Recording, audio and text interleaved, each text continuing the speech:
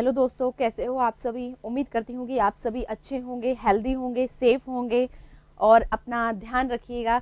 चलिए, तो आज हम बात करते हैं हमारा टॉपिक ऑर्डर एंड रैंकिंग। वो हमारा उसका कुछ रिमेनिंग पार्ट था जो कि हम लाइव क्लास में नहीं ले पाए, थोड़ा टेक्निकल इशू था। तो हम कोशिश कर रहे हैं कि कल तक वो टेक्निकल इशू है वो सॉल्व आउट हो जाए और उसके बाद हम लाइव क्लास ही लें। तो जब तक लाइव क्लास नहीं हो पाती है तब तक हम रिकॉर्डेड वीडियो लेके आते ताकि आपको पूरा मैटर कंप्लीट मिल पाए और आपको कोई डिस्टर्बेंस ना हो। चलिए, तो हमारा ये जो ऑर्डर एंड रैंकिंग वाला जो पार्ट चल रहा था, इसके ऑलमोस्ट टाइप्स हमने डिस्कस कर लिए थे और इसका कुछ पार्ट था जो रिमेनिंग था, कुछ पार्ट इसका बचा हुआ था। आज हम उसी पे ही बात करने वाले हैं। देखिए, हमने बात कर ली थी कि वो स्थान आगे खिसक जाता है, दाएं से स्थान, बाएं से स्थान, कुल व्यक्तियों की संख्या। लेकिन आज जो हम डिस्कस करने वाले हैं वो है जब दो व्यक्ति आपस में अपना स्थान बदल लेते हैं। तो मुझे एक चीज बताइए, एक सिंपल से अगर हम यहाँ पे बात करें, मान लीजिए पहले यहाँ ए है इस स्थान पे और इस स्थान पर बी बैठा हुआ है और दोनों आपस में अपना स्थान बदल लेते हैं, तो व्यक्ति मात्र ही तो बदलेंगे। कि मान लीजिए पहले ए यहाँ पे 25वें स्थान पे बैठा हुआ था, आगे की ओर से 25वें पे, और ये 27वें स्थान पर बैठा हुआ था। तो अगर ये इस तरफ आ जाएगा तो अब इसका मान लीजिए ये बी हो गया और ये हो गया ए। अब जो बी है वो बाईं ओर से कौन से नंबर पे आ गया? 25वें नंबर पे। अगर मैं ए की बात करूं तो ए अब बाईं ओर से कौन से नंबर पे आ गया? 27वें नंबर पे। तो अगर मैं यहाँ पे कुल मिला के बात करूं तो सिर्फ इतना सा डिफरेंस है कि व्यक्ति मात्र चेंज होते हैं, उनका क्रमांक चेंज नहीं होता है। क्रमांक वही रहता है, उनकी संख्या वही रहती है, बस वहां पे बैठने वाले व्यक्ति का स्थान परिवर्तन हो जाता है। ए के स्थान पर बी आ जाता है और बी के स्थान पर ए आ जाता है। तो आज हम उसी से रिलेटेड कुछ डिस्कस करने वाले हैं। ध्यान दीजिएगा, कुछ भी चीज समझ नहीं आती है, कोई प्रॉब्लम होती है तो डेफिनेटली आप हमसे पूछिएगा, मैं आपको जवाब देने वाली हूँ। तो रिकॉर्डेड क्लास में अगर आपको कोई भी डाउट आता है, कोई आपकी क्वेरी होती है, कोई क्वेश्चन पूछना होता है, तो आप कमेंट्स बॉक्स में उसे जरूर बताइए। और आप हमारे चैनल पे अगर पहली बार हमारे वीडियो को देख रहे हैं तो इसे लाइक, शेयर एंड सब्सक्राइब जरूर कीजिए और अपने दोस्तों को भी इसे रिकमेंड कीजिए। तो आज हम यहाँ पे जो टॉपिक करने वाले हैं वो वही है जो क्वेश्चन आज डिस्कस करने वाले हैं, स्थान परिवर्तन वाला। तो मैंने कहा था कि कुछ विद्यार्थियों की एक पंक्ति में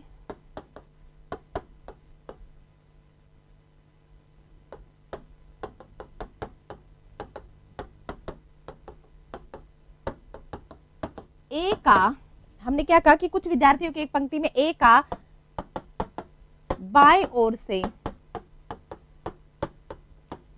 25वां तथा बी का दाएं ओर से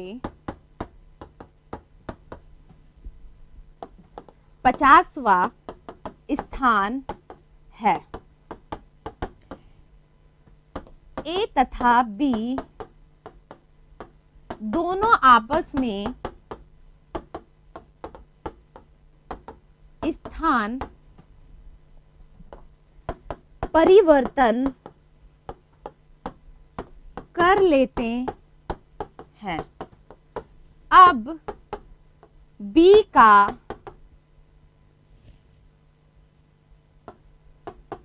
दाएं ओर से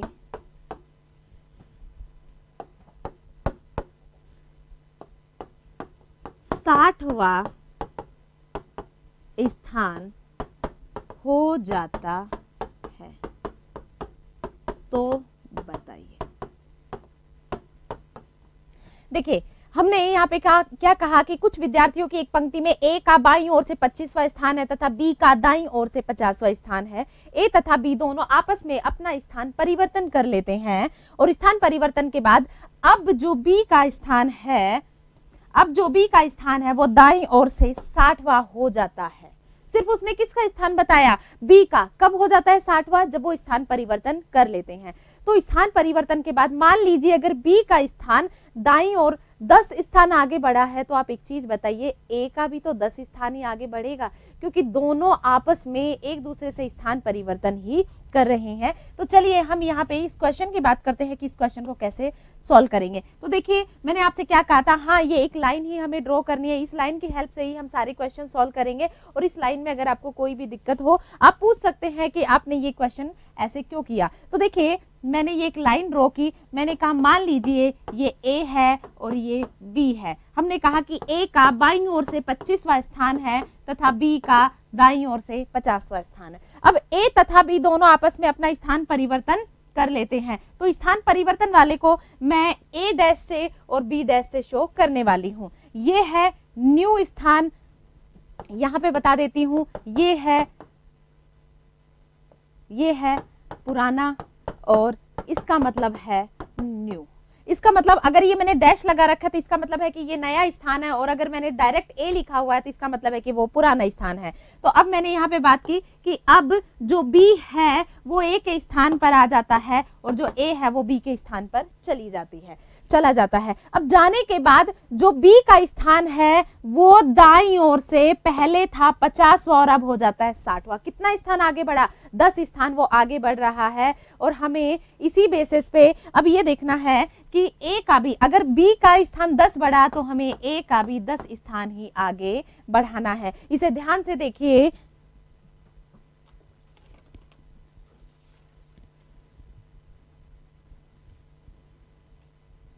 देखिए अब इसे ध्यान से देखिए कि अगर B का स्थान 10 स्थान आगे बढ़ा है तो भाई A का भी तो 10 स्थान ही आगे बढ़ेगा। मैंने कहा कि A को यहां से पहुंचने में, B तक पहुंचने में 10 व्यक्ति पार करने पड़ते हैं, तो B से A तक वापस आने में भी तो 10 व्यक्तियों की ही संख्या होगी। बस वही हमने यहाँ किया है कि अगर B को A के स्थान पर आने में 10 व्यक्ति है, मतलब 10 स्थान का अंतर आ रहा है, 10 क्रमांक का अंतर आ रहा है, तो यहाँ A से भी B यहाँ तक B तक पहुंचने में भी 10 क्रमांक का ही अंतर आएगा। इसलिए अगर उसने 50 से 60 किया है तो यहाँ 25 से कितना हो जाएगा? 35। अब देखिए सारे क्वेश्चंस के आप जवाब दे सकते हैं। अब अगर वो पूछता है कुल विद्यार्थी, क्या पूछता है? कुल विद्यार्थी। आपको क्या करना है? मैंने क्या कहा था आपको? वही चीज कि देखिए जब भी किसी व्यक्ति का दाएं और बाएं दोनों ओर से स्थान आ जाता है तो आपको उसे प्लस कर देना है और -1 कर देना है, आपके कुल व्यक्तियों की संख्या आ जाएगी। हमने इसे जोड़ा और हमने कहा कि देखिए भाई यहां से लेके यहां तक 25 व्यक्ति बैठे और यहां से लेके यहां तक कितने व्यक्ति बैठे हैं? 60 व्यक्ति। 25 + 60 कितना हो गया?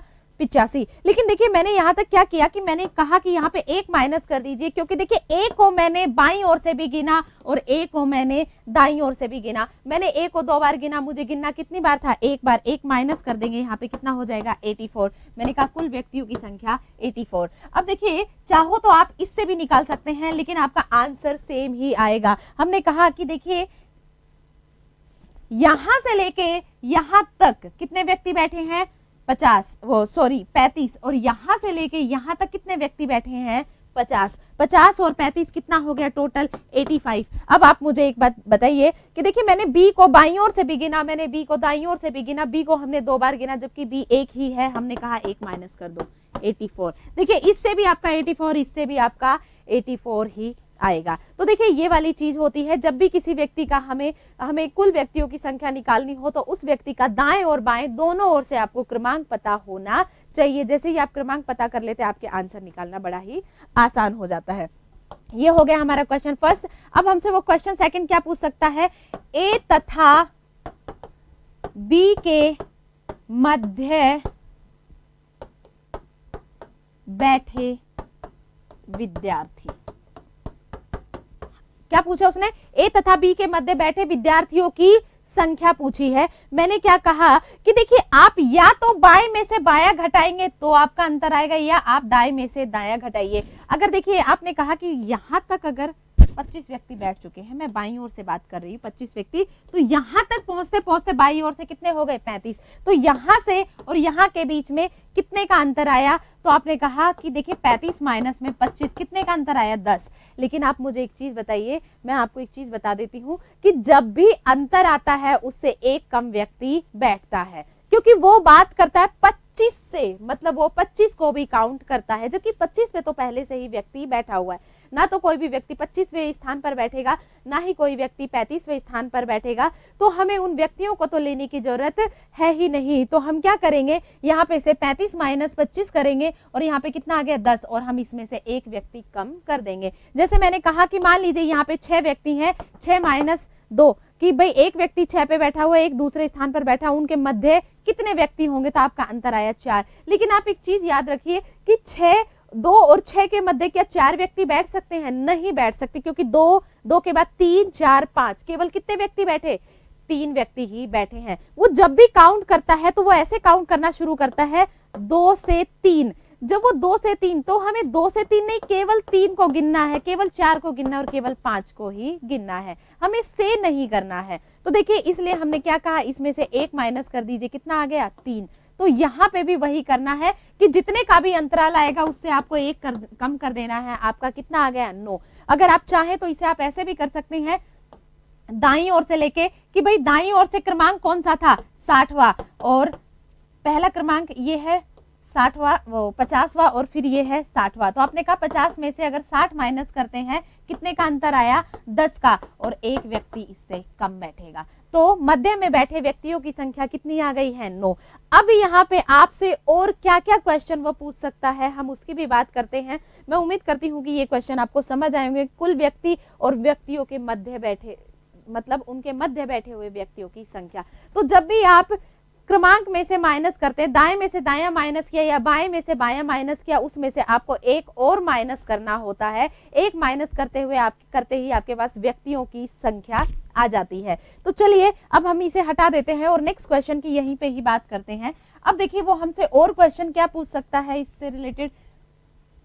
देखिए और हमसे वो इससे रिलेटेड क्वेश्चन पूछ सकता है। मान लीजिए मैंने फर्स्ट यहाँ पे क्या कहा, एक और क्वेश्चन की बात करते हैं कि देखिए पहले ए था, ये 25वें स्थान पर था बाईं ओर से, फिर ये चला गया बी के स्थान पर। अब देखिए हमें ए का पुराना स्थान तो पता है बाईं ओर से, लेकिन क्या हमें ए का पुराने स्थान के आधार पर दाईं ओर से पता है? नहीं। तो हम उसी की बात करेंगे।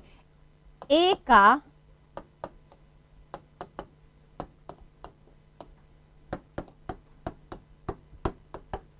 मैंने क्या कहा यहाँ पे, ए का दाईं ओर से स्थान, और मैंने यहाँ पे ब्रैकेट में लिख दिया पुराने स्थान के आधार पर।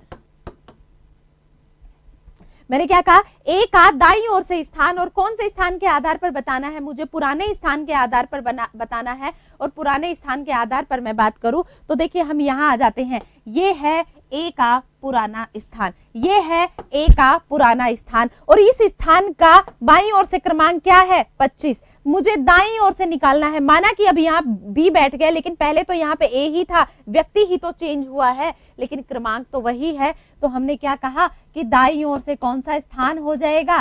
60वां। कौन सा हो जाएगा? 60वां। कौन से? पुराने स्थान के आधार पर। अब उसने हमसे सेकंड क्वेश्चन पूछा, नए स्थान के आधार पर बी का, हमने क्या कहा, नए स्थान के आधार पर बी का बाईं ओर से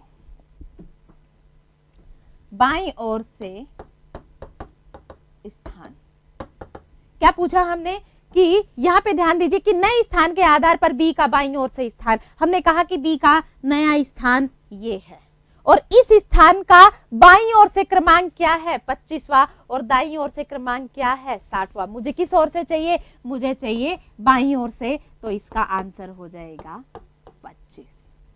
उम्मीद करती हूं कि ये क्वेश्चन आपको समझ आ रहा होगा। अगर कहीं पे कोई भी डाउट है, देखिए मैंने क्या कहा, सिर्फ आपको ये लाइन ड्रॉ करनी है, सारे क्वेश्चन सब इसी के बेसिस पे ही हमें जवाब देने हैं, कोई दिक्कत यहाँ पे नहीं आने वाली। अब देखिए हमने क्या कहा, ए का दाईं ओर से स्थान किस आधार पर? पुराने स्थान के आधार पर। हमने कहा ए का पुराना स्थान ये था, और इस स्थान का बाईं ओर से क्रमांक 25 है, और इस स्थान का दाईं ओर से क्रमांक कितना है? 60 है। तो अब अगर मुझे ए का पुराना स्थान बताना है तो मैं दाईं ओर से, अगर उसने पूछा नए स्थान के आधार पर बी का बाईं ओर से स्थान, मैंने कहा बी का दाईं ओर से स्थान, नया स्थान दे रखा है 60, तो मुझे बाईं ओर से नए स्थान के आधार पर बताना है 25, क्योंकि पहले ए बैठा हुआ था और ए का बाईं ओर से 25 था, तो अब बी उसके स्थान पर आ गया, तो इसका स्थान क्या हो जाएगा?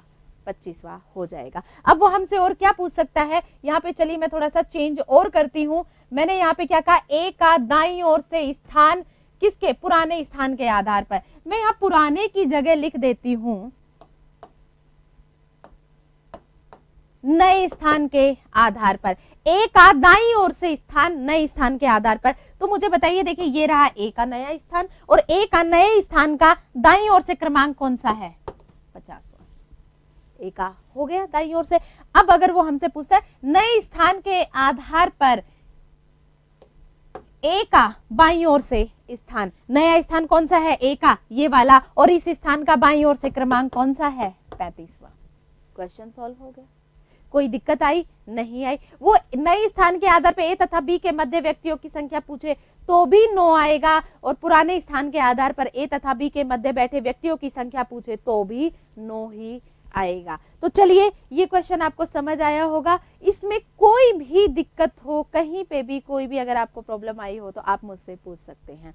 अब देखिए, ये इस तरीके के क्वेश्चन हो गए। अब वो इसी में कई बार क्या करता है, ये मैं थोड़ा सा यहाँ से इरेज कर देती हूँ। अब मैं यहाँ पे कुछ और चीज भी ऐड करती हूँ ताकि इसी से ही आपको काफी सारे डाउट्स क्लियर हो जाए। अब देखिए, अब वो आपसे क्या पूछता है, यदि सी को, क्या पूछा उसने, यदि सी को ए तथा बी के ठीक मध्य में बिठाया जाए,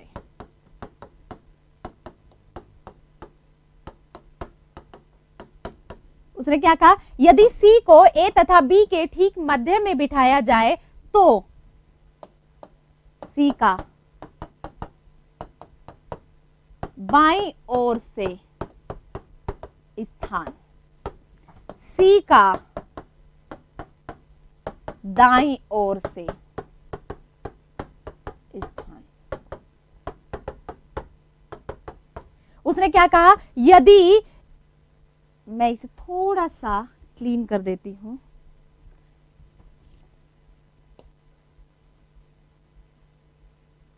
मैंने कहा कि देखिए यहाँ पे ए था और यहाँ पे बी था। चलिए, अब उसने क्या कहा कि यदि सी को ए तथा बी के ठीक मध्य में बिठाया जाए तो बाईं ओर से सी का कौन सा स्थान होगा और दाईं ओर से कौन सा होगा। मैंने क्या कहा कि भाई इन दोनों के मध्य कितने व्यक्तियों की संख्या है? 9। अगर मैं 9 का मिड पॉइंट निकालती हूं तो आप मुझे बताइए, 9 का मिड पॉइंट ये हो जाता है, यहाँ पे सी होगा। देखिए 4 व्यक्ति आप इधर से छोड़ दीजिए, 4 व्यक्ति आप इधर से छोड़ दीजिए और ये 5वां खुद हो जाएगा।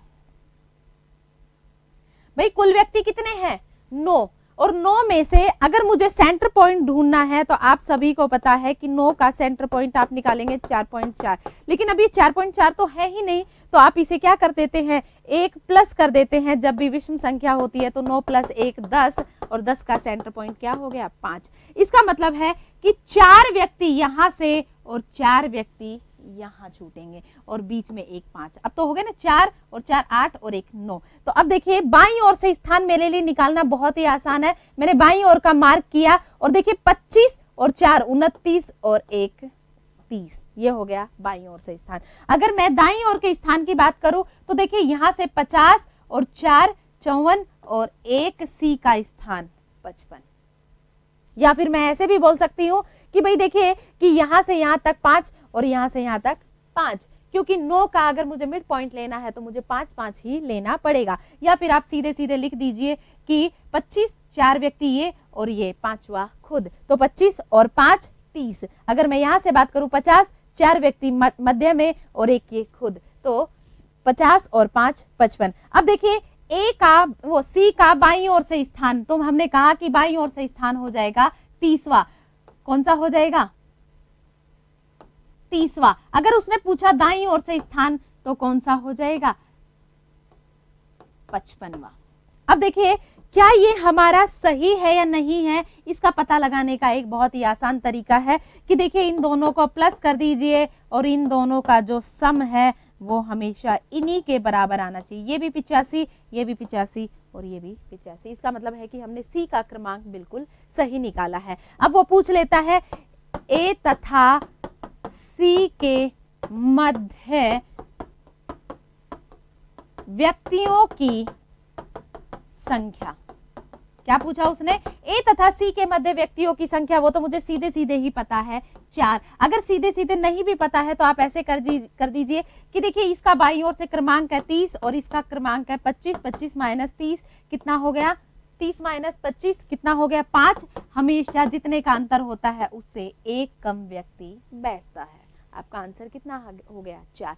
तो देखिए आप लोगों को लगता है कि स्थान परिवर्तन वाला क्वेश्चन टफ है, लेकिन मैं आपको बता देती हूं कि स्थान परिवर्तन वाले क्वेश्चन सबसे ज्यादा सिंपल होते हैं, सबसे इजी होते हैं, कोई दिक्कत नहीं आती है। मैं उम्मीद करती हूं कि आपको ये क्वेश्चन समझ आया होगा। अगर कोई भी डाउट है इस क्वेश्चन में, इस तरीके के क्वेश्चन में कोई भी प्रॉब्लम आती है तो आप हमसे पूछ सकते हैं। अब हम इसी तरीके के एक और क्वेश्चन की बात करते हैं। देखिए वहां पे हम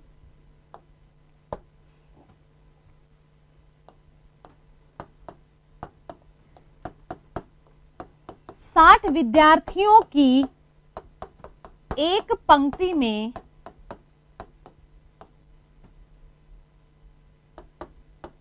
लड़कियों की संख्या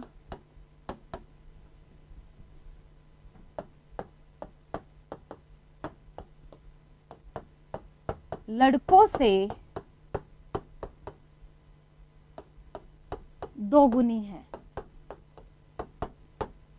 क्या कहा कि 60 विद्यार्थियों की एक पंक्ति में लड़कियों की संख्या लड़कों से दोगुनी है।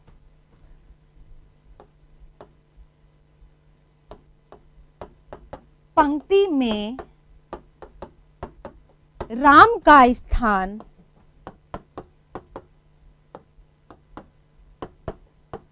बाईं ओर से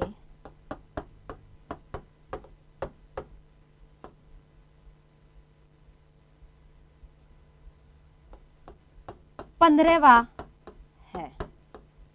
मैंने क्या कहा कि 60 विद्यार्थियों की एक पंक्ति में लड़कियों की संख्या लड़कों से दोगुनी है। पंक्ति में राम का स्थान बाईं ओर से 15वां है और राम से पहले या बाईं ओर 8 लड़के बैठे हैं। तो बताइए, देखिए अब ये क्वेश्चन पूछेगा कि 60 विद्यार्थियों की एक पंक्ति में लड़कियों की संख्या लड़कों से दोगुनी है।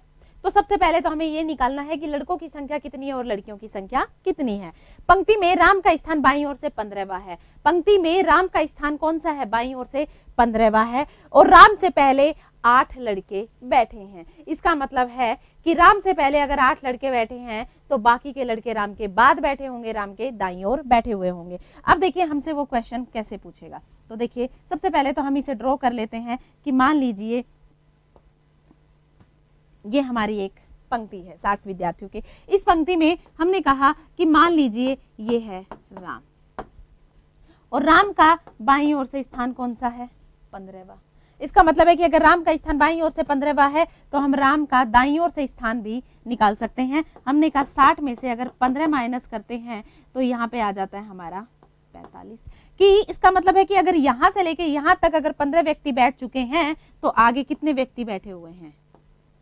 45 और 46वां राम खुद। और इसका जो सम होगा वो हमेशा कुल व्यक्तियों से एक ज्यादा ही होगा क्योंकि हम इसमें राम को 2 बार काउंट कर रहे हैं। तो चलिए अगर आप इसे सम करके देखेंगे तो आपका आ जाता है 61 और आपका आ जाता है 61 और 61 माइनस आप जैसे ही 1 करते हैं, 61 माइनस जैसे ही आप 1 करते हैं आपका कितना आ जाता है? 60 ही आ जाता है। तो उम्मीद करती हूं कि यहां तक आपको समझ आया होगा। अब हम बात करते हैं, अगर वो पूछे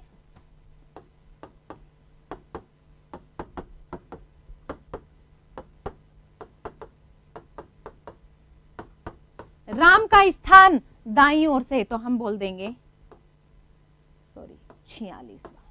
कौन सा बोलेंगे? 46वां। क्यों? क्योंकि 15 व्यक्ति राम तक बैठ चुके हैं और राम के आगे 45 व्यक्ति हैं। इसमें राम का स्थान तो हमने जोड़ा ही नहीं है। 45 में जैसे ही हमने राम का स्थान जोड़ा कितना हो गया हमारा? 46 हो गया। 45 और 1 46। अब अगर वो पूछ लेता है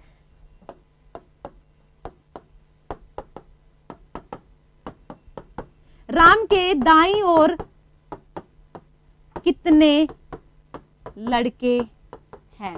अब देखिए मुझे एक चीज बताइए, राम के दाईं ओर कितने लड़के हैं? राम के बाईं ओर कितने लड़के बैठे हुए? 8 और 8 9वां राम खुद, तो 8 और 1 9। अब देखिए सबसे पहले तो हमें ये निकालना है कि 60 का उसने क्या कहा है कि लड़कों की संख्या लड़कियों से दोगुनी है। हमने कहा ये हो गया गर्ल्स और ये हो गया बॉयज। अगर लड़के 1 हैं तो लड़कियां कितनी हैं? 2 हैं। और हमने कहा ये मतलब x मान लीजिए, हमने कहा टोटल कितना हो गया? ये 3x हो गया। और 3x कितने के बराबर है? 60 के बराबर है। तो अगर हम 1x की वो मान निकालेंगे तो हमारा कितना आ जाएगा? 20। तो हम बोल सकते हैं कि भाई लड़कों की संख्या कितनी है? 20। और लड़कियों की संख्या अगर हम 20 को फिर 2 से मल्टीप्लाई करेंगे तो हमारा आ जाएगा 40। और अगर हम 20 को 1 से मल्टीप्लाई करेंगे तो हमारा आ जाएगा 20। तो अब हम यहाँ पे बोल सकते हैं कि भाई लड़कों की संख्या है 20 और लड़कियों की संख्या है 40। अब उसने क्या पूछा? राम के दाईं ओर कितने लड़के बैठे हैं? तो हमने कहा कि देखिए 8 लेफ्ट साइड, 1 ये कौन है? राम। 8 तो इसके बाईं ओर बैठे हुए हैं, 1 राम, टोटल कितने हो गए? 9। और अगर हम 20 में से 9 माइनस कर देते हैं तो 11। तो यहाँ राम के दाईं ओर कितने लड़के हो गए? 11 लड़के। अब आपको पता लगाना है कि आंसर ठीक है या नहीं। तो देखिए 11 लड़के दाईं ओर, 1 राम 12 और 8 इधर बाईं ओर, टोटल कितने हो गए? 20 हो गए हैं। देखिए ये क्वेश्चन मैं उम्मीद करती हूँ कि आप सभी को समझ आया होगा। अगर इसमें कोई भी डाउट है तो आप मुझसे पूछ सकते हैं। अब मैं इसी में ही राम का स्थान बाईं ओर से आ गया 46वां, राम का स्थान आ गया दाईं ओर, राम के दाईं ओर, हाँ राम का दाईं ओर से स्थान 46वां, राम के दाईं ओर कितने लड़के बैठे हैं? तो राम के दाईं ओर कितने लड़के बैठे हुए हैं? 9। राम के दाईं ओर कितने लड़के बैठे हुए हैं? 9। अब देखिए अब हम नेक्स्ट क्वेश्चन की बात करते हैं। ये आपको समझ आया होगा। अब यहाँ पे मैं थोड़ा सा इसे इरेज करके यहाँ पे दूसरा क्वेश्चन और लिख देती हूँ कि इसमें से और वो क्या क्या पूछ सकता है।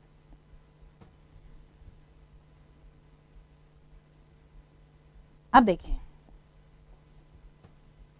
मैं यहाँ पे एक और फर्स्ट क्वेश्चन लिखती हूँ। राम के बाईं ओर कितनी लड़कियां हैं? हम क्या पूछा है सबसे पहले कि राम के बाईं ओर कितनी लड़कियां हैं? तो हमने कहा कि देखिए भाई राम तक कितने, राम कौन से स्थान पे? 15 पे। तो राम से पहले कितने लोग बैठे हुए हैं? यहाँ पे मैं बोल देती हूँ कि राम से पहले बैठे हुए हैं 14 लोग और 15वां राम खुद है। और 14 लोगों में से 8 क्या है? लड़के हैं।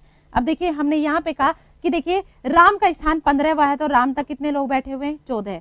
अगर 14 में से 8 लड़के हैं तो यहाँ पे कितने हो जाएगी? 6। 6 क्या है? लड़कियां। राम से पहले 6 + 8, आप देखिए 6 + 8 14 गर्ल्स और बॉयज हैं, ठीक है। और 15वां राम खुद है। तो अगर वो लड़कियों की संख्या पूछता है राम के बाईं ओर तो कितनी आ जाएगी? 6 आ जाएगी। अब अगर वो दूसरा क्वेश्चन पूछता है हमसे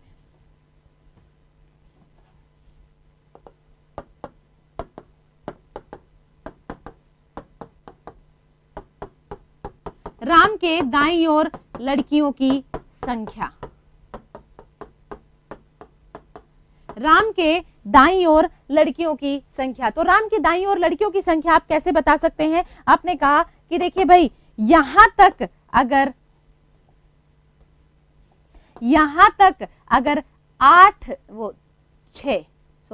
6 गर्ल्स बैठ चुकी हैं, टोटल गर्ल्स कितनी है? 40। और 40 माइनस 6 करेंगे तो कितना हो जाएगा? 34। इसका मतलब है कि 34 गर्ल्स इधर बैठी हुई हैं। इसका मतलब 34 लड़कियां दाईं ओर बैठी हुई है और 6 लड़कियां बाईं ओर बैठी हुई है। 34 और 6 कितना हो गया? 40। और अगर हम बात करें कि राम के बाईं ओर बैठे हुए लड़कों की, तो बाईं ओर लड़के बैठे हैं 8, तो दाईं ओर लड़के कितने हो गए? 11। राम को नहीं मिलाना है क्योंकि राम के दाईं ओर पूछा है, राम तो उनमें इन्वॉल्व होगा ही नहीं। तो देखिए ये इस तरीके के क्वेश्चंस आपसे पूछे जाते हैं। उम्मीद करती हूँ कि ये क्वेश्चंस आपको समझ आ रहे होंगे। किसी भी क्वेश्चन में कोई भी डाउट है, हम आपके कमेंट्स पे हमेशा ध्यान रखते हैं। आप कमेंट्स बॉक्स में कमेंट्स ड्रॉप कर दीजिए, हम उसका कोशिश करेंगे कि लाइव क्लास जैसे ही हमारी स्टार्ट होगी हम लाइव क्लास में आपके डाउट का जवाब दे पाए। और अगर उसमें लाइव क्लास में डाउट का जवाब नहीं हो पाता है तो हम आपको या तो हमारे मॉनिटर्स एकेडमी के टेलीग्राम चैनल पे जवाब दे देंगे या फिर हम आपको कमेंट बॉक्स में ही जवाब दे देंगे। तो अगर आप हमारे मॉनिटर्स एकेडमी के टेलीग्राम चैनल से जुड़ना चाहते हैं तो उसका बॉक्स डिस्क्रिप्शन में उसका लिंक दिया हुआ है, आप वहां से जाके उसे ज्वाइन कर सकते हैं। कोई भी डाउट हो, कुछ भी हो, वहां आप हमें बता सकते हैं। चलिए तो अब हम नेक्स्ट क्वेश्चन की बात करते हैं। अब और हमसे क्वेश्चंस कैसे पूछे जाते हैं, चलिए अब हम यहाँ पे एक और क्वेश्चन की बात करते हैं। देखिए, मान लीजिए वो हमसे पूछ लेता है, कुछ विद्यार्थियों की एक पंक्ति में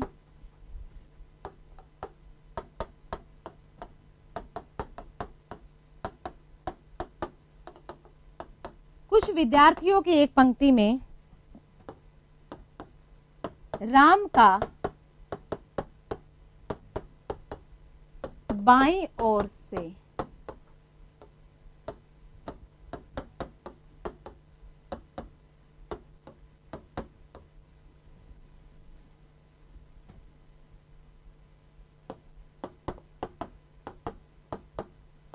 तो बताइए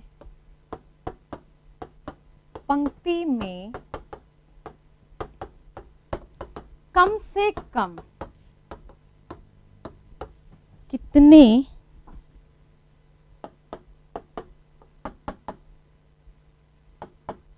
विद्यार्थी हैं। उसने हमसे क्या पूछा कि कुछ विद्यार्थियों की एक पंक्ति में राम का बाईं ओर से स्थान 24वां है, तो बताइए पंक्ति में कम से कम कितने विद्यार्थी हैं। उसने क्या पूछा है, कम से कम, मतलब कम से कम इतने तो होंगे ही होंगे। अब आप मुझे एक बात बताइए कि राम का स्थान है, ये हो गया राम, और इसका स्थान हो गया 24वां। अब मुझे एक चीज बताइए, भाई मैं ज्यादा से ज्यादा का पता नहीं लगा सकती क्योंकि मुझे नहीं पता कि यहाँ ज्यादा से ज्यादा कितने विद्यार्थी हैं, लेकिन मुझे एक चीज पता है कि यहाँ पे अगर 24वां क्रमांक है तो कम से कम 24 विद्यार्थी तो है ही है।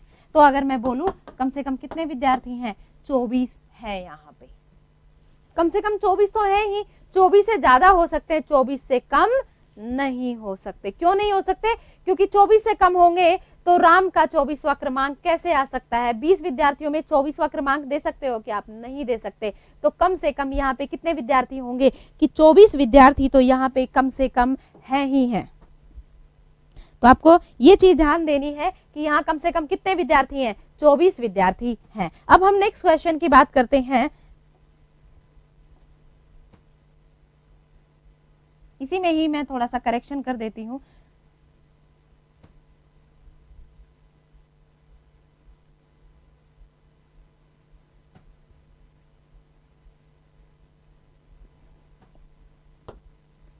देखिए, कुछ विद्यार्थियों की एक पंक्ति में राम का बाईं ओर से, मैंने यहां पे लिखा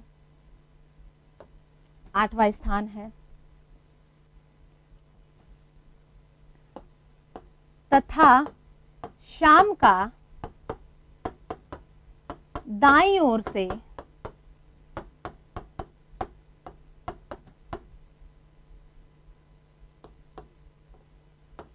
11वां स्थान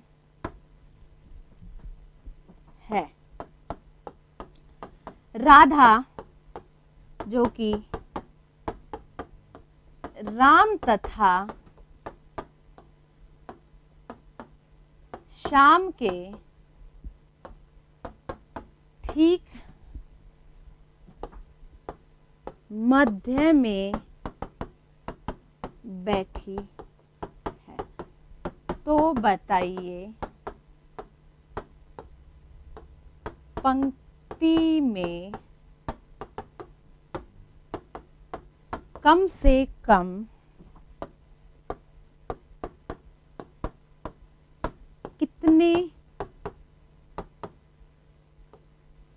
विद्यार्थी हैं। तो आप एक चीज का ध्यान दीजिए, उसने क्या कहा है कि कुछ विद्यार्थियों की एक पंक्ति में राम का बाईं ओर से 8वां स्थान है तथा श्याम का दाईं ओर से 11वां स्थान है। राधा जो कि राम तथा श्याम के ठीक मध्य में बैठी है। राधा कहाँ बैठी हुई है? राम तथा श्याम के ठीक मध्य में। तो बताइए पंक्ति में कम से कम कितने विद्यार्थी हैं? तो देखिए मैंने आपसे क्या कहा कि आपके लिए ये ड्रॉ करना बड़ा ही आसान है। इस क्वेश्चन के जवाब एक से ज्यादा हो सकते हैं, इस क्वेश्चन के जवाब एक से ज्यादा हो सकते हैं। इस क्वेश्चन के जवाब हमेशा ऑप्शंस पे डिपेंड होते हैं कि ऑप्शन में आपको क्या दिया गया है। मान लीजिए ऑप्शन में अगर आपको दिया गया है 7, अगर आपको ऑप्शन में दिया गया है 8, अगर आपको ऑप्शन में दिया गया है 12 और एक आपको ऑप्शन में दिया गया है, चौथा ऑप्शन दिया गया है 10, तो अब आपके लिए क्या है कि भाई 7 हो नहीं सकते क्योंकि 11वां क्रमांक है। आप कहेंगे 8 हो नहीं सकते क्योंकि 11वां क्रमांक है। क्यों आप कहेंगे 10 हो नहीं सकते क्योंकि 11वां क्रमांक भी है। अब आपके पास ऑप्शन क्या बचा हुआ है? 12। तो देखिए ये तो हो गया ऑप्शन की हेल्प से। हर एक सारे के सारे जवाब आपको इसके ऑप्शन की ही हेल्प से ही देने हैं। मान लीजिए उसने क्या कहा? 11 व्यक्ति। हमने कहा 1 2 3 4 5 6 7 8 9 10 11। मैंने 11 व्यक्तियों को क्यों बिठाया? क्योंकि इसमें से श्याम का जो स्थान है सबसे हाईएस्ट है और वो कौन सा है? 11वां क्रमांक। मैंने क्या कहा? उसने कहा कि राम का स्थान बाईं ओर से 1 2 3 4 5 6 7 8, ये हो गया राम का और ये बाईं ओर से कौन सा हो गया? स्थान 8वां, तथा ये हो गया श्याम और ये 11वां क्रमांक हो गया। अब देखिए मुझे एक चीज बताइए, राम तथा श्याम के ठीक मध्य में राधा जो कि राम तथा श्याम के ठीक मध्य में बैठी हुई है, तो आप मुझे एक चीज बताइए 1 2 3 4 5 6, 6 व्यक्तियों का क्या कोई मिड पॉइंट होता है? नहीं होता। 6 व्यक्तियों का कोई मिड पॉइंट होता ही नहीं है। 5 का हो सकता है 3, 7 का हो सकता है 4, 9 का हो सकता है 5 और 11 का हो सकता है 6, लेकिन 6 का कोई मिड पॉइंट नहीं होता है। मुझे एक चीज बताइए ना कि 1 2 3 4 5 और 6, इन 6 व्यक्तियों में ठीक मध्य का व्यक्ति कौन है? नहीं पता कर सकते आप कहेंगे 3 और 4 दोनों ही मध्य के हैं। लेकिन अगर आपको एक राधा तो अकेली है और राधा को एक ही स्थान पर बिठाना है तो आप कहेंगे कि भाई 11 व्यक्ति तो यहाँ कम से कम नहीं है। अब आप क्या कहेंगे कि भाई चलिए एक काम करते हैं, यहाँ एक व्यक्ति और बढ़ा देते हैं। आपने एक व्यक्ति बढ़ाया। अब आपने कहा कि देखिए राम का बाईं ओर से दाईं ओर से, वो बाईं ओर से क्रमांक कौन सा हो गया? 8, क्योंकि 1 2 3 4 5 6 7 8, कितना हो गया? 8। अब मध्य के व्यक्तियों की संख्या आप देखिए और मुझे बताइए कि कितना आ रहा है? 1 2 3 4 5। क्या 5 का मिड पॉइंट हो सकता है? हाँ बिल्कुल हो सकता है। तो मैंने कहा अब राधा यहाँ बैठ सकती है, अब राधा यहाँ बैठ सकती है। तो कम से कम इस पंक्ति में कितने विद्यार्थी हैं? 11? गलत। क्या होंगे? 12। तो हमने कहा कि देखिए ये राधा का बाईं ओर से क्रमांक 1 2 3 4 और ये हो गया 5। अगर मैं दाईं ओर से क्रमांक की बात करूं तो 1 2 3 4 5 6 7 और 8। अब आपसे वो किसी का भी दायां और बाईं ओर से क्रमांक पूछ ले, आप इसको सॉल्व कर सकते हैं। अब आपसे वो बोले ऑप्शन में, अब आपको अगर ऑप्शन दे रखा हो 10, दूसरा दे रखा हो 12, तीसरा दे रखा हो 11 और चौथा दे रखा हो 14। अब आप एक चीज बताइए, आप कहेंगे 10, आप कहेंगे 10 हो नहीं सकता क्योंकि 11वां क्रमांक है। आपसे कहेगा 11, आप कहेंगे हो नहीं सकता क्योंकि हमने 11 लिया तो राम और श्याम के मध्य जो अंतर है वो 6 का आया और 6 का कोई मिड पॉइंट नहीं होता है, हट गया। अब हमारे पास कम से कम, यहाँ पे क्या कहा है? कम से कम। तो अब मुझे पता है कि कम से कम 12 ही है, कम से कम 12 तो होने ही होने चाहिए। अब आप एक चीज देखिए, अगर मेरा कम से कम 12 आया है तो अगर जैसे ही मैं 13 करूंगी तो राम और श्याम के मध्य का जो अंतराल है, अगर मैं 13 व्यक्ति यहाँ पे मानूं तो वो 13 नहीं होगा। क्यों नहीं होगा? क्योंकि ऐसे में राम और श्याम के मध्य का जो अंतराल है वो कुछ ऐसा आ जाएगा जिसका कोई मिड पॉइंट नहीं होगा। तो हमने कहा कि कम से कम कितना हो गया? 14। और अगर ये कम से कम ना पूछ के मुझसे पूछता ज्यादा से ज्यादा,